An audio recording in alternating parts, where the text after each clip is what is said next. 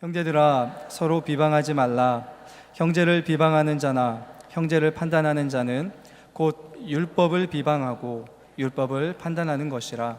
내가 만일 율법을 판단하면 율법의 준행자가 아니요 재판관이로다.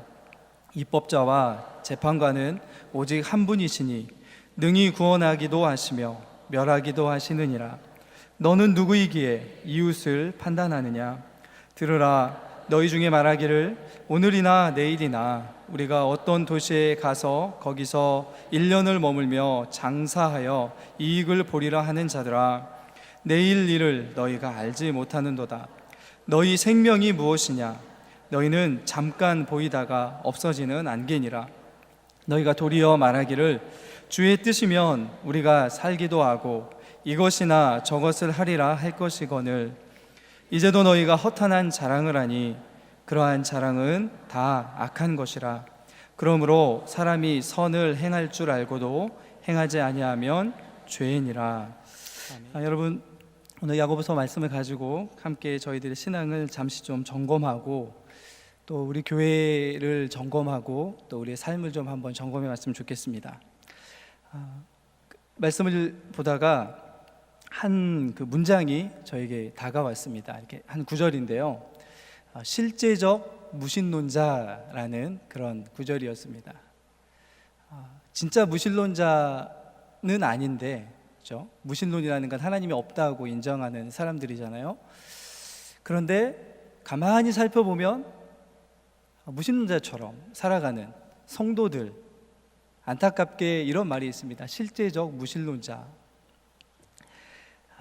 처음 들어보시죠? 저도 처음 봤습니다. 책에서. 너무 가슴에 많이 와닿았습니다. 그래, 무신론자는 아닌데 실제로는 무신론자인 것처럼 살아가는 삶. 안타까운 게 아니고요, 사실은 어떻게 보면 하나님이 주시는 놀라운 축복을 하나도 누리지 못하는 그런 모습이라고 볼 수 있습니다. 하나님을 나의 주님이시라고 고백하지만 실제로 어떤 삶의 어떤 부분이나, 모든 부분은 아니겠죠, 어떤 영역에서는 하나님을 인정하지 못하는 거죠. 그리고 하나님을 제외시켜 놓고 나의 마음대로 결정하고 살아가는 모습, 그것이 바로 실제적 무신론자입니다. 오늘 저희가 읽었던 야고보서 4장 11절 이후에 보면 5장 6절까지 세 종류의 그 실제적인 무신론자들이 등장합니다. 그런데 오늘은 이제 두 부분만 볼 것이고요. 또 오늘 첫 번째 부분은 오늘 아침에 목사님께서 좀 다루셨던 부분하고 중첩이 되는 부분이 있어서 두 번째 부분을 중심으로 해서 말씀을 좀 나누도록 하겠습니다. 야고보서를 계속 살펴가고 있는데요, 하나님께서 이 당시에 안타깝지만 다툼과 또 시기와 또 어떤 독한 어떤 시기와 다툼이 있는 이런 안타까운 교회를 향해서 야고보를 통해서 말씀하시는데, 그 다툼의 해결책으로 무엇을 주셨냐면 지혜를 구하라 라는 말씀을 주십니다. 어떤 지혜냐면, 어떤 지혜였죠? 이 세상의 지혜가 아니라 하늘의 지혜, 위로부터의 지혜, 하나님이 주시는 지혜, 다른 말로 하면 성경적인 지혜라고 할 수 있겠죠. 그 지혜는 높아지려고 하는 것이 아니라 낮아지는 지혜이고, 그죠? 그 지혜의 열매가 3장 17절 이후에 이렇게 설명되어 있습니다. 그런데 또 교회 안에 이상하게도 그런 세상적인 지혜가 아니라 개인적인 욕심을 쫓고 또 정욕적인 욕심을 가지고 이 다툼의 정도가 마치 전쟁과 같이, 그렇죠? 하나님이 보시기에 마치 전쟁과 같은 다툼을 일으키는 그런 이들이 있다. 그래서 그런 이들을 야고보가 뭐라고 지칭했냐면요, 4장 4절에 보면 간음하는 여인들아 라고 이렇게 신랄하게 비판합니다. 실제적인 무신론자들입니다. 오늘 본문에서 이어지는 이제 오늘 11절 이후에 보면 이런 이 실제적인 무신론자들을 지적하고 있는 야고보의 말씀 가운데 오늘 첫 번째로 보면 11절에서 12절에 보면 이런 무신론자들의 삶을 이렇게 특징 짓는 그런 모습이 담겨져 있습니다. 실제적인 무신론자들의 삶의 특징, 한마디로 하면 교만입니다. 그 앞에 나오는 4장 10절까지 보면 주 앞에서 자신을 낮추면 하나님이 높여주실 것이다 라고 하는 게 성경적인 지혜인데요, 그런데 안타깝게도 이 당시 교회 안에 이거와는 좀 반대로 스스로 자기를 높이려고 하는 이들이 있었습니다. 어떻게 높였냐면요, 어떻게 그런 교만이 나타났냐면, 우리 11절 말씀을 한번 같이 읽겠습니다. 같이 읽습니다. 시작. 형제들아, 서로 비방하지 말라. 형제를 비방하는 자나 형제를 판단하는 자는 곧 율법을 비방하고 율법을 판단하는 것이라. 내가 만일 율법을 판단하면 율법의 준행자가 아니요 재판관이로다 라고 되어 있습니다. 어떤 교만한 모습들이 나타나냐면요, 어떤 부분에서 실제적인 마치 하나님이 없는 것처럼 이렇게 하는 모습들이 나타났었냐면 형제들을 비방하는 그런 교만한 모습들이 교회 안에 있었습니다. 야고보는 이 교만의 이후에 이어지는 세 가지의 이 실제적인 무신론자들의 모습에 그 교만의 원인을 뭐로 보고 있냐면요, 한번 따라해 볼까요? 자기 인식의 오류. 왜 교만하냐면 내가 누구인지를 제대로 알지 못하기 때문이다 라고 말씀하고 있습니다. 그리고 하나님이 누구인지를 제대로 알지 못하기 때문에 나를 이렇게 교만하고 있다라고 말씀하고 있습니다. 교만의 원인은 제대로 알지 못함이다 라고 야고보식에 지금 접근을 하고 있는 것이죠. 야고보서에서는 11절에서 12절까지 어떻게 지금 이 교만에 대해서 이야기하냐면요, 하나님이 어떤 분이신지 제대로 안다면, 그리고 그분의 은혜를 제대로 경험했다면 어떻게 영적인 가족인 형제 앞에서 높은 채 할 수 있느냐. 그 높은 채 하는 게 뭘로 나타나냐면 비방과 판단으로 나타나는 것이죠. 그리고 13절에서 17절까지로 보면 우리 인생이 유한하고 무가치함을 제대로 안다면 어떻게 스스로 모든 것을 하나님 없이도 스스로 다 결정할 수 있다고, 그리고 그것을 즐거워하며 살 수 있겠느냐라고 하는 반문을 지금 주고 있는 것입니다. 그것이 교만이라는 것이죠. 그것이 하나님이 우리에게 주신 영적인 지식을 전혀 오히려 모르는 것과 같은 삶의 특징이고, 그런 삶은 경건하다 할 수 없다라고 우리에게 말하고 있습니다. 야고보는 교회 안에서나 교회 밖에서 보여져야 될 경건의 모습이 사라지는 이유에 대해서 한마디로 교만, 그리고 그 교만의 원인을 제대로 자기 자신과 하나님을 알지 못하기 때문이다라고 정확하게 진단해주고 있습니다. 여러분, 먼저 저희가 읽었던 11절 말씀에 보면 형제들아, 서로 비방하지 말라, 형제를 판단하지 말라라고 말씀하고 있습니다.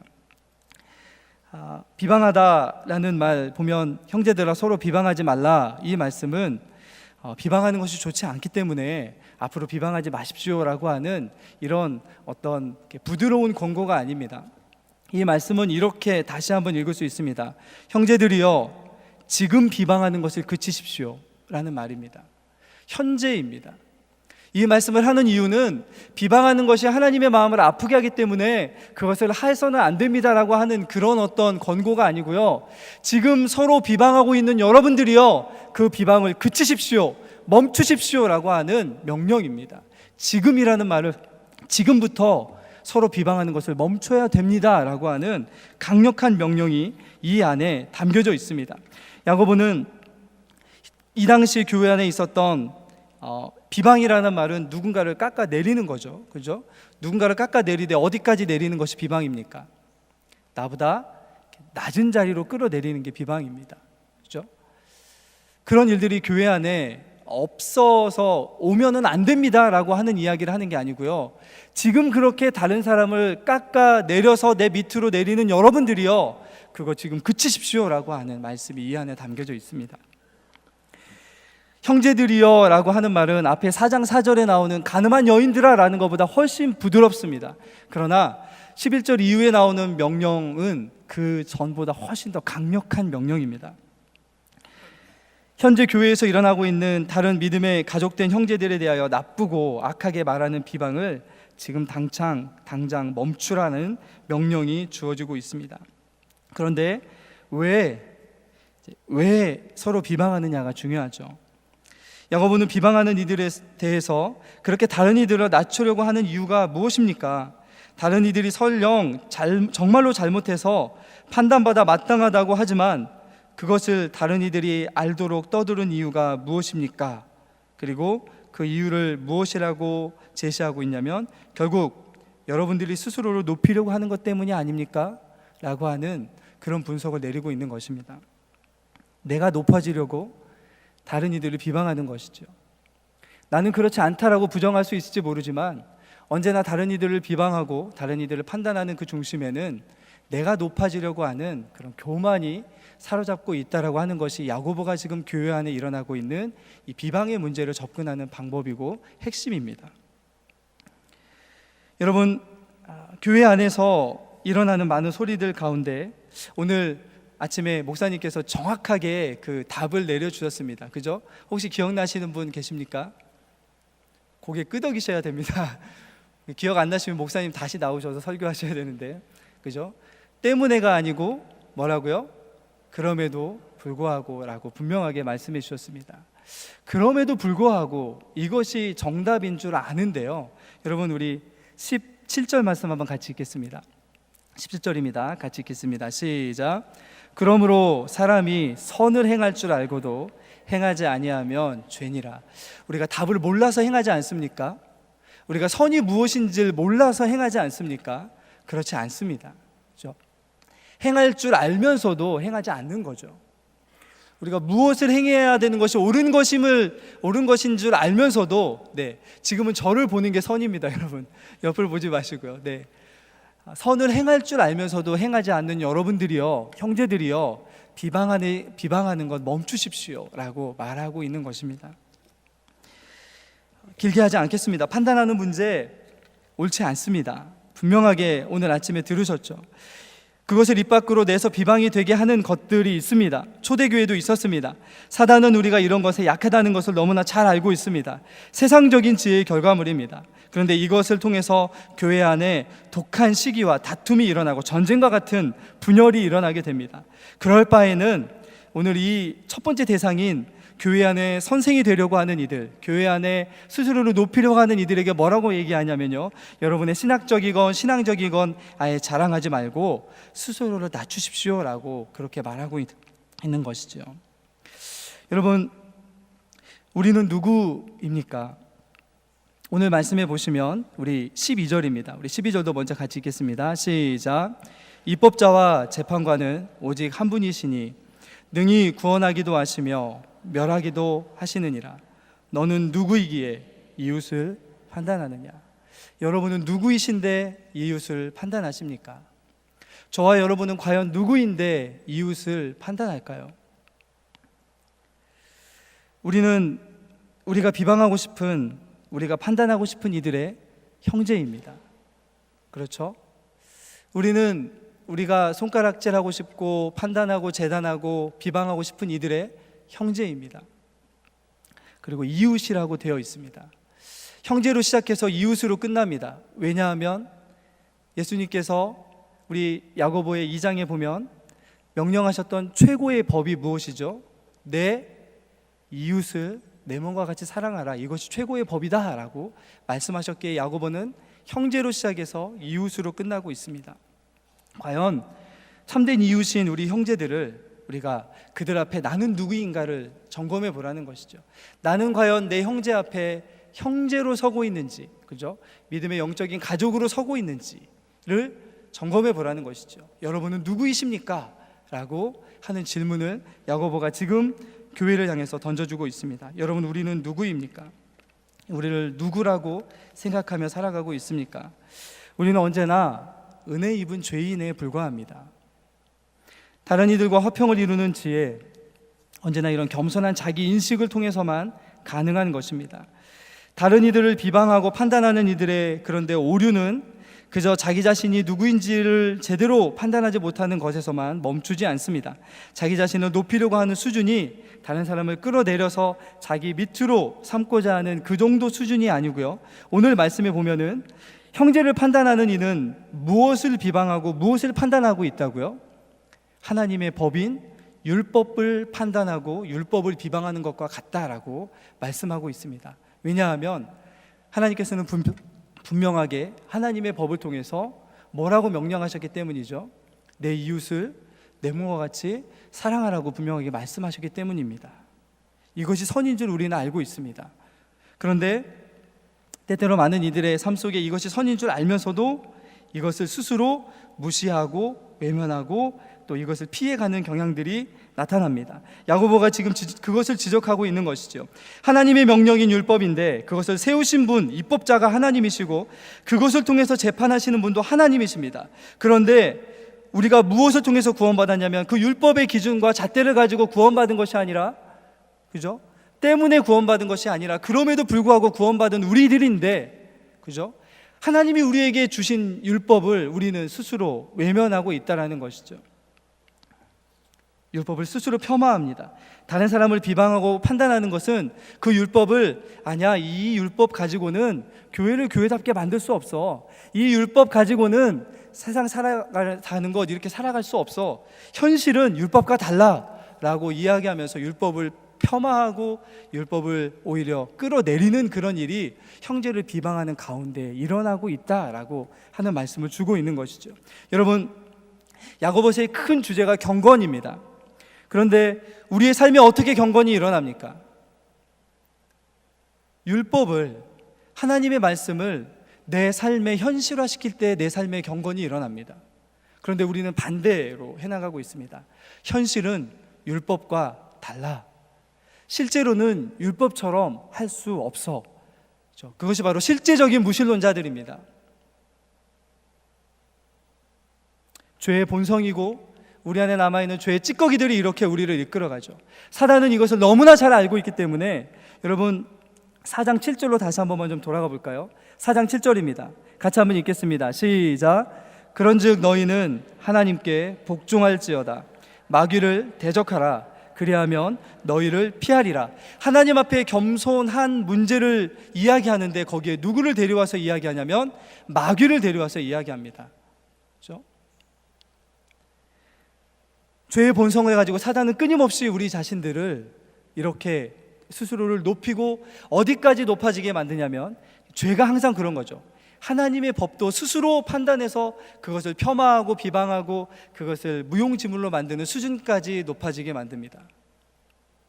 이러한 모습이 구약에서 가장 잘 나타나 있는 구절이 사사기 21장 25절 마지막 구절에 보면, 여러분 이스라엘의 왕이 없으므로 저희가 각기 어떻게 행하였다고요? 제 소견에 옳은 대로 행하였다라는 말씀이 있습니다. 이것이 바로 실제적인 무신론자들입니다. 어느 부분은 하나님의 말씀이 옳지만 어느 부분은 아니야 라고 스스로 결정하고, 이 부분은 하나님을 인정하고 살아가지만 이 부분에 있어서는 하나님의 법을 인정하지 않고 살아가는 모습들, 이게 바로 실제적인 무신론자들의 모습이라고 야고보가 우리에게 지적하고 있는 것이죠. 그런 모습들을 통해서 교회 안에 다툼이 일어납니다. 그런 모습 때문에 교회 안에 아픔이 생겨나는 것이죠. 여러분, 하나님께서 우리가 착각하지 말아야 될 것은, 하나님은 우리에게 우리 수준에 맞는 율법을 주신 적이 없으십니다. 이 말을 오해하지 마시기 바랍니다. 우리가 행할 수 없는 것을 주신 것이 아니고요, 하나님이 우리를 구원하신 목적은 우리 수준에 맞게 살아가려고 우리를 구원하신 게 아니고요, 하나님의 수준만큼 우리를 높여주시기 위해서 구원하셨습니다. 그래서 율법 안에는 우리가 마치 할 수 없는 것처럼 보이는, 하나님의 수준에서나 가능한 것처럼 보이는 그런 명령들이 있습니다. 그런데 그것을 오늘 말씀한 것처럼 마귀를 대적하고 우리의 정욕들을 끄집어 내려서 이겨나가는 삶을 통해서 우리 안에 무엇이 일어나냐면 하나님의 수준, 다른 말로 하면 예수 그리스도의 형상이 우리에게서 나타나는 것이죠. 그래서 율법을 주신 것입니다. 그런데 그렇게 구원의 목적을 이루기 위해서 주신 율법은 어느 부분에서는 인정하고 어느 부분에서는 아니야, 비현실적이야 라고 만약에 그렇게 우리 스스로가 나눠버린다면 거기서는 참된 경건이 나타날 수 없다라고 야고보가 정확하게 말씀하고 있습니다. 에베소서 말씀을 저희가 지난번에 한번 목사님을 통해서 보았습니다. 에베소 교회를 향해서, 성도들을 향해서 우리가 얼마만큼 자라나야 됩니까? 라고 하는 기준을 제시해 준 적이 있습니다. 어디까지 성도들이 자라나야 된다고요? 그리스도의 장성한 분량이 충만한 데까지 이르기를 원한다라고 말씀합니다. 그리스도의 장성한 분량은 다른 말로 하면 그리스도의 모습이 우리에게 충만하게 나타나는 그 분량이라고 다시 한번 이야기할 수 있습니다. 교회는 그것을 위해서 세워주신 하나님의 공동체입니다. 교회는 그런 모습이 나타나기를 기대하면서 하나님이 세워주신 공동체입니다. 물론 부족하죠. 그런데 그 법마저 무시해 버린다면, 야고보가 이렇게 질문하고 있는 것이죠. 여러분이 그 법을 세우신 하나님보다 크십니까? 여러분이 만약에 그 법을 무시하고 내려놓아 버린다면 그 법을 세워주시고 그 법으로 재판하시는 하나님보다 여러분이 크십니까? 여러분이 율법을 준행하도록 부름받은 이이지 율법을 다시 만들라고 부르신 이가 아닙니다 라고 오늘 야고보가 우리에게 말씀해주고 있는 것이죠. 여러분, 교회는 모든 이들이 가장 낮은 곳을 추구하는 곳이 교회입니다. 그렇죠? 여러분 요즘에 많이 그런 말씀을 듣고 계시죠? 교회는 모든 이들이 내 앞에 있는 형제를 나보다 낫다고, 그러니까 낫다고가 아니고요, 보다 더 좋다고 생각하면서 섬기는 공동체가 교회입니다. 이것이 선이라는 걸 우리가 명확하게 알고 있습니다. 그런데 이런 교회 되게 하기 위해서 우리 안에 일어나야 되는 일이 무엇이냐면, 우리 안에 잘못되어 있는 나를 인식하는 그런 눈을 끌어내려야 됩니다. 다른 형제를 끌어내리는 게 아니라 내 눈높이를 끌어내려야 됩니다. 참된 경건의 핵심은 겸손입니다. 참된 자기 인식입니다. 야고보는 끊임없이 겸손을 이야기하고 있습니다. 높이려고 하지 마라. 낮추어야 된다. 그리고 오늘 말씀했던 것처럼 만일 누군가에게 문제가 있다면, 그것이 만약에 내 눈에 보인다면 그것은 하나님이 내게 주신 메시지입니다. 만약에 우리 안에 어떤 형제가 비방받을 만한 일이 보이고 받을 만한 일이 보인다면 그것은 하나님께서 형제로 그 앞에 서게 하시는 하나님께서 나에게 주시는 메시지라는 것이죠. 어떤 메시지입니까? 그래, 저 사람은 아직 저 수준에까지밖에 이르르지 못했어. 네가 가서 도와줘 라고 하는 메시지인 것이죠. 그 불완전하고 또 비방받아 마땅한 일처럼 보이는 그런 것이 내 눈에 보인다면, 그죠? 그래서 하나님이 내게 주신 메시지입니다. 여러분이 가서 섬겨주라는 메시지인 것이죠. 그래서 여러분, 한번 따라해 보겠습니다. 그리스도인은 최고의 이웃이다. 네, 교회는 최고의 이웃들이 모여 사는 곳입니다. 물론 불완전하지만 그것을 지향하면서 살아가는 사람들이 바로 그리스도인이라는 것이죠. 실제적인 무신론자들이 아니라 실질적인 유신론자들이 되어야 되는 것이죠. 어떤 삶의 영역이든지 하나님을 인정하고 나를 높이는 것이 아니라 나는 항상 낮추고, 그래서 여러분 고린도전서 13장에 뭐라고 얘기하죠? 사랑은 언제나 뭘로 시작합니까? 오래 참고 온유하며 누구를 추구하지 않는다고요? 자기를 추구하지 않는다고요. 자기를 추구해서는 절대로 사랑이 교회 안에 나타날 수가 없습니다.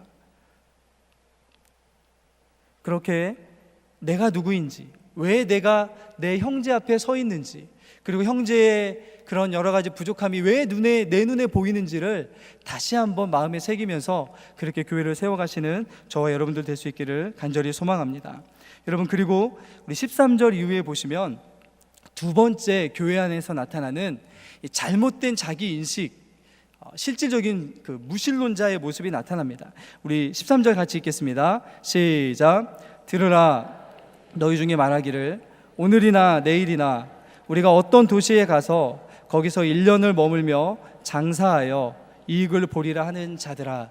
여러분, 이 말씀을 읽으면서 어떤 문제점을 발견하셨습니까? 누구나가 하는 말입니다. 그죠? 야고보서를 읽다 보면 가끔씩 누구나가 하는 말인데 그게 잘못됐다라고 하는 구절들이 있습니다. 여러분, 13절 말씀을 다시 한번 읽어보십시오. 항상 우리가 아침에 일어나서 이렇게 살아가고 있지 않은지요?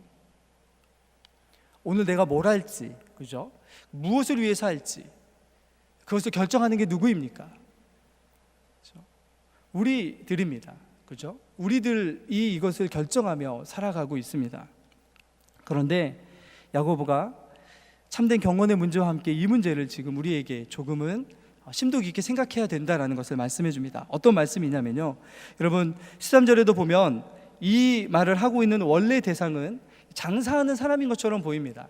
특별히 유대교의 배경을 가지고 장사하는 사람인 것처럼 보입니다. 그러나 이것은 교회에게 주는 메시지이고 그다음 교회에 있는 성도들에게 주는 메시지라고 다시 한번 생각할 수 있다면 이것은 저희에게도 주시는 말씀입니다. 뭐라고 야고보가 이야기합니까? 들으라라고 되어 있는데요, 원어에 보면 지금 들으십시오 라고 이야기하면서요, 한 번만 듣는 것이 아니라 앞으로도 계속해서 이 말씀은 새겨 들어야 되는 말씀입니다 라고 하면서 이 말씀을 지금 시작하고 있습니다. 그런데 이 들어야 되는 대상들에게 나타나는 모습이 어떤 모습이냐면 13절로 한번 다시 한번 가볼까요? 들으라, 너희 중에 말하기를 오늘이나 내일이나 누가 결정한다고요? 우리가 무엇인가를 결정하고 있습니다. 다른 말로 하면 내가 결정하고 있는 것이죠. 어떤 것을 결정할 때 내가 결정하고 있습니다. 근데 무엇을 결정하냐면요, 오늘이나 내일이나 1년 정도 무엇을 결정하고 있냐면요, 시간을 결정하고 있습니다. 마치 인생이 내 것인 것처럼 살아가고 있는 것이죠. 마치 시간이 내 것인 것처럼 살아가고 있는 것이죠. 내가 오늘이나 내일이나 1년이나 이것은 나의 인생이고 내가 계획하고 내가 움직이고 이것은 나의 것이다 라고 그렇게 생각하면서 지금 살아가고 있습니다. 그리고 뭘 결정합니까? 어떤 도시에 가서 라고 하는 부분입니다. 내가 어디에 가서 뭘 하는지를 내 스스로 결정하고 있습니다. 잘못된 것은 아닙니다. 그러나 그 다음이 또한 잘못됐습니다. 마지막에 보면 무엇을 위해서 결정하고 있죠? 나의 이익을 위해서 결정하고 있습니다. 여러분, 무엇이 잘못됐는지 보이십니까? 13절에서 이야기하는, 야고보가 이야기하는 이 잘못됨이 여러분 무엇인지 여러분 보이십니까? 그리스도인들의 가장 큰 특징은 하나님을 절대 의존한다는 것입니다. 성경도 분명하게 말씀합니다. 범사의 여호와를 인정하라. 그죠? 범사의 여호와를 인정하라. 그리하면 누가 이루신다고요? 저가 이루어 주신다라는 그런 믿음으로 살아가는 이입니다. 그런데 오늘 저희가 읽었던 13절부터 야고보가 이야기하는 이 어떤 대상은 교회 안에 있는 대상입니다. 신앙인이라고 볼 수 있는 대상입니다. 그런데 결정할 때 항상 뭐가 우선시 되냐면 내가 우선시 되고 내가 중심이 되고 내가 결정하고 마치 시간이 내 것인 것처럼 인생이 내 것인 것처럼 내가 당연히 얻을 수 있는 것인 것처럼 그렇게 살아가는 이유고, 무엇을 위해서 살아가냐면 여러분 인생의 가장 제일된 목적이 무엇이죠? 아마 장로교회 전통 아래에서 살아왔던 여러분들은 분명하게 말씀할 수 있을 것입니다. 하나님을 영화롭게 하고 그분을 영원토록 즐거워하는 것입니다 라고 이야기합니다. 그런데 이 안에 어디 하나님을 영화롭게 하는 것이 담겨져 있습니까?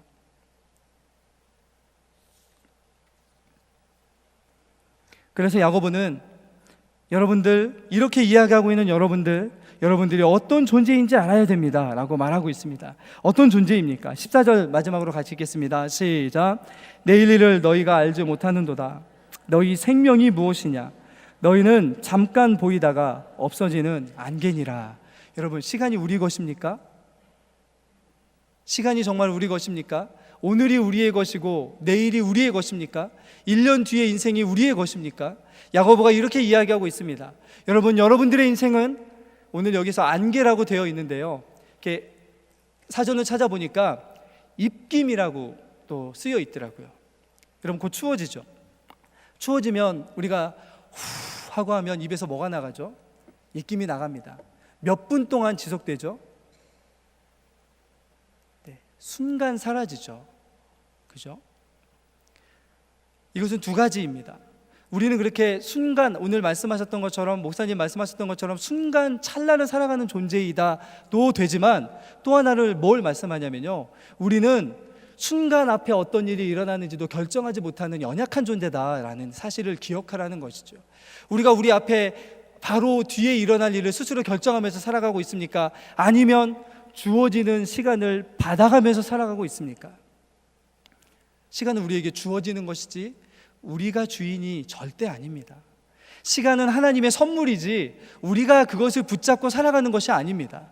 그런데 교회 안에 실질적인 무신론자들의 가장 큰 특징 중에 하나가 무엇이었냐면, 마치 인생이 자기의 것인 것처럼 살아갔던 것이죠. 시간을 자기의 것인 것처럼 스스로 결정하고 하나님의 영광이 아니라 내 이익을 위해서 살아가는 그런 모습이 나타났습니다. 그런 이들에게 야고보가 다시금 무엇이라고 질문하냐면요, 14절 중간에 이렇게 질문합니다.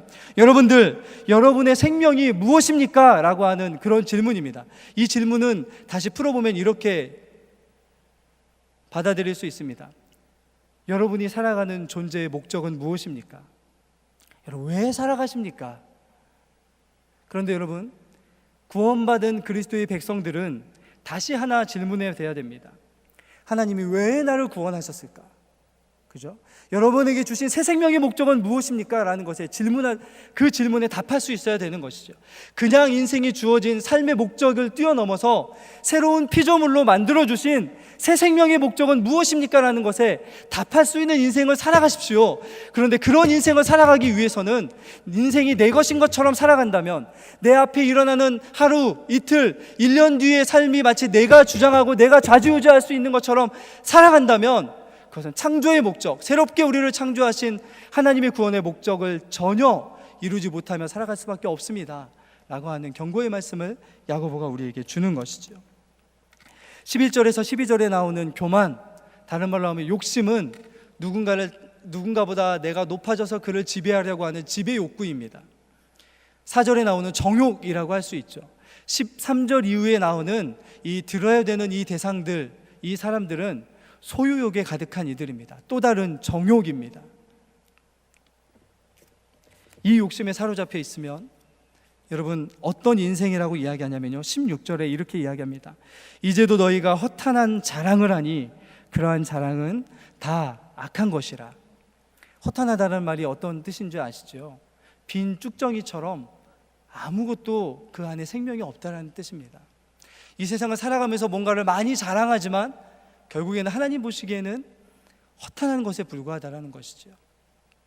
여러분, 오늘 말씀에 나오는 이 자랑하다라는 말은 오늘 로마서 5장 11절에서 마지막 부분에 나오는 즐거워하는 이라는 것과 동의어입니다. 우리가 무언가를 즐거워하는데요, 허탄한 것을 즐거워하고 있다는 것이죠. 누군가보다 높아지려고 하는 것을 즐거워하고요, 누군가보다 많이 가지려고 하는 것을 즐거워하고 있다는 것을 허탄한 자랑, 허탄한 것을 즐거워한다라고 말합니다. 그런데 오늘 야고보가 그것을 뭐라고 이야기하고 있냐면, 그 허탄한 것을 즐거워하면 결국에는 악에 빠지게 되고 그것은 죄에 빠지게 되는 지름길입니다 라고 하는 것을 말씀하고 있는 것이죠. 여러분, 찬송가 543장 혹시 아십니까? 어려운 일 당할 때라고 시작합니다. 그런데 그 후렴 부분 한번 불러볼까요? 세월 지나갈수록 의지할 것뿐일세 무슨 일을 만나든. 네.